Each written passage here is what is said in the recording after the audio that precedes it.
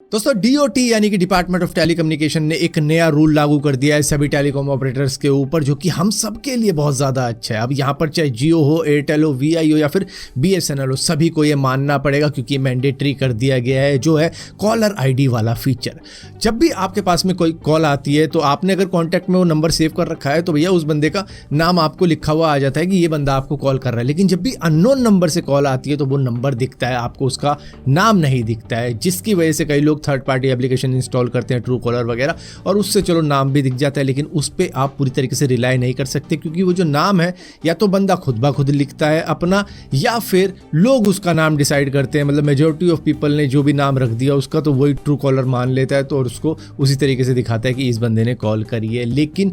Dot क्या करने वाला है, वो CNAP रोल आउट करने वाला है, यानी कि कॉलिंग नेम प्रेजेंटेशन, जिसके अंदर आपको नाम भी दिखाई देगा और नंबर भी दिखाई देगा अननोन कॉलर का भी। और वो कैसे? क्योंकि जब भी हम सिम लेते हैं तो हमारी KYC होती है, जिसकी वजह से इनके पास में इंफॉर्मेशन पूरी रहती है कि किस नाम के बंदे ने सिम लिया या किस कंपनी ने सिम लिया है, तो उस तरीके की डिटेल आपके मोबाइल पे भी फ्लैश होगी। लेकिन हाँ, ये 2G मोबाइल्स के ऊपर ये काम नहीं करेगा, तो 3G 4G 5G वाले मोबाइल्स के ऊपर आपको कॉलर ID का फीचर दिखेगा और वो आपको नंबर के साथ साथ नाम भी दिखाएंगे उस कॉलर का। और ये मैंडेटरी इसलिए किया गया है क्योंकि स्कैम की घटनाएं इतनी ज़्यादा बढ़ रही हैं, जिसकी वजह से इस स्कैम को रोकने के लिए पूरी तरीके से एक इकोसिस्टम तैयार किया जा रहा है। एक तो कंपनियां रजिस्टर कर रही हैं टेलीकॉम ऑपरेटर्स के साथ में, जिसकी वजह से जो स्कैमर हैं उनको हटा दिया गया क्योंकि उनका तो रजिस्ट्रेशन ही नहीं होगा, जिसकी वजह से उधर से स्कैमर छट गए। अब यहाँ पर भी स्कैमर छट जाएंगे क्योंकि सीधा ही नाम डिस्प्ले होगा, जिसकी वजह से आप और ज़्यादा सेफ फील करोगे अननोन कॉलर से भी। दोस्तों, अब तक तो हम स्कैम आम लोगों के साथ में होते हुए देख रहे थे, लेकिन अब थाईलैंड की PM पेंटागोटम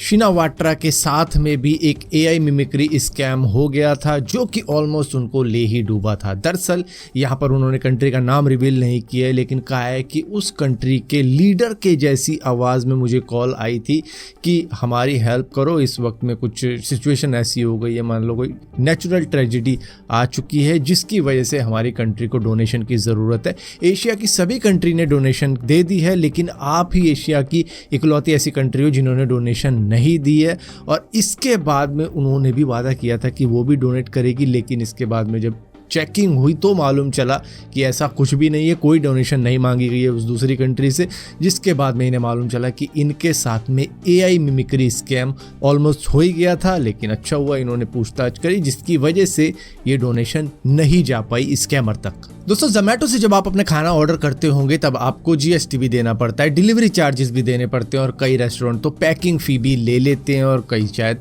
सर्विस चार्ज भी लेते होंगे। लेकिन अब एक और चीज़ आ चुकी है जोमेटो के ऊपर, जो है वेज मोड अनेबलमेंट फ़ी, जो कि 2 रुपये की है।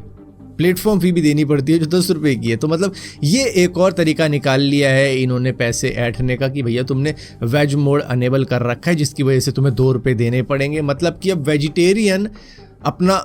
सेक्शन अलग भी ना कर पाए कि भैया हमें नॉन वेज वाला चाहिए ही नहीं मामला, हमें सिर्फ वेजिटेरियन दिखाओ, तो उसके लिए भी अब हमें इनको 2 रुपये देने पड़ेंगे जो भी ऑर्डर करते हैं। तो ये बात दीपेंद्र गोयल तक पहुंची है, जो कि जोमेटो के CEO है, तो उन्होंने इसको बिल्कुल ही स्टूपिड बताया है। ये पता नहीं किसके काम होंगे किसके नहीं, तो उन्होंने कहा है कि इसको बहुत ही जल्द मैं फिक्स करूँगा। लेकिन जहाँ पर बात की गई थी जब कस्टमर केयर से, तो वो बता रहे थे ये लग्जरी टैक्स है कि आप इस तरीके की चीज़ें कर रहे हो कि आप अनेबल कर रहे हो वेज मोड, तो भाई आप ही का खाना दिखेगा, तो फिर एक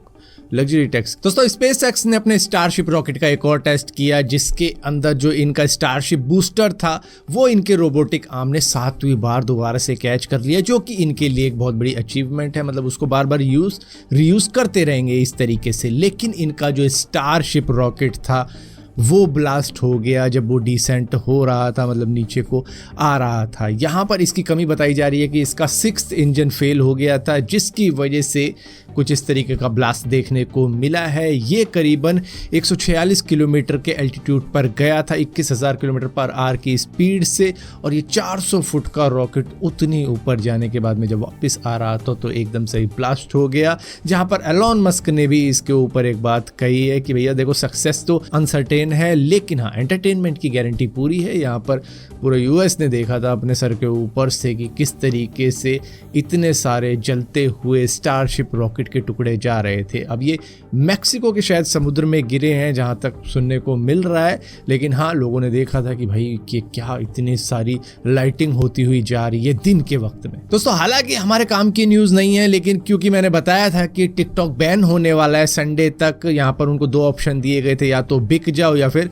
चले जाओ। तो यहाँ पर यूएस कोर्ट ने उसको थोड़ा सा होल्ड कर दिया है कि चलो थोड़ी और मोहलत दे देते हैं, क्योंकि ट्रंप ने कहा था जब मैं आऊँगा तो मैं टिकटॉक को बैन नहीं होने दूंगा। हालांकि वही टिकटॉक के खिलाफ थे जब उनका लास्ट टाइम का जो कार्यकाल चल रहा था, तो उस वक्त में वो टिकटॉक को बैन करना चाह रहे थे कि चाइनीज़ ऐप को बैन करते हैं। लेकिन अब देखो ये क्या फैसला लेते हैं, क्योंकि जो बाइडेन ने तो कहा कि भाई जाते जाते मैं कुछ कांड कर देता हूं, लेकिन क्या है कि यूएस कोर्ट ने मना कर दिया है, फिलहाल के लिए होल्ड कर दिया है कि भाई अभी नहीं, थोड़ा सा रुक जाते हैं। मे बी या तो बाइडेंस ने ऐसा कहा होगा कि भाई चलो मैं अच्छी तरीके से कोई ग्राहक ही ढूंढ लेता हूं, या फिर यहाँ पर ट्रंप इसको रोक सकते हैं। हालांकि यूएस कोर्ट से तो कोई बड़ा नहीं है, लेकिन मे बी वो कुछ ना कुछ तिकड़म भेड़ाएं कि चलो कर देते हैं कुछ काम। दोस्तों रशियन हैकर अब व्हाट्सएप को टारगेट बना रहे हैं। दरअसल वो यूक्रेन वॉर के अंदर जो यूक्रेनियन का डेटा है वो निकालना चाह रहे हैं, और वहां से कुछ ना कुछ अगर इन्फॉर्मेशन मिल जाए जो कि रशिया के काम हो सकती है, तो बस उसी तरीके की चीज़ें ये चाह रहे हैं, जिसकी वजह से अब रशियन अटैकर व्हाट्सएप के ऊपर लगे हुए हैं। दोस्तों जैसे कि आपको मालूम होगा कि दिल्ली के अंदर इलेक्शन होने वाले हैं, जहां पर इलेक्शन कमीशन ने ये बात साफ साफ क्लियर कर दी है कि भैया एआई का यूज़ करके जो भी पार्टी मतलब अपना प्रमोशन कर रही है, सामने वाली पार्टी को डिग्रेड करने की कोशिश कर रही है, तो ऐसा अगर कर भी रहे हो अपने प्रमोशन के लिए तो तुमको उसके ऊपर लेबल लगाना पड़ेगा कि ये एआई जनरेटेड है, क्योंकि कई सारी वीडियो आपने शेयर करी है, बीजेपी ने शेयर करी है, और भी कई पार्टी शेयर कर रही हैं जो दिखाना चाह रही हैं कि भैया ये पार्टी ऐसे कहती है, वो पार्टी ऐसे कहती है। तो इस तरीके के कंटेंट को अगर बना भी रहे हो तो उसके ऊपर लेबल लगाओ कि ये एआई जनरेटेड है।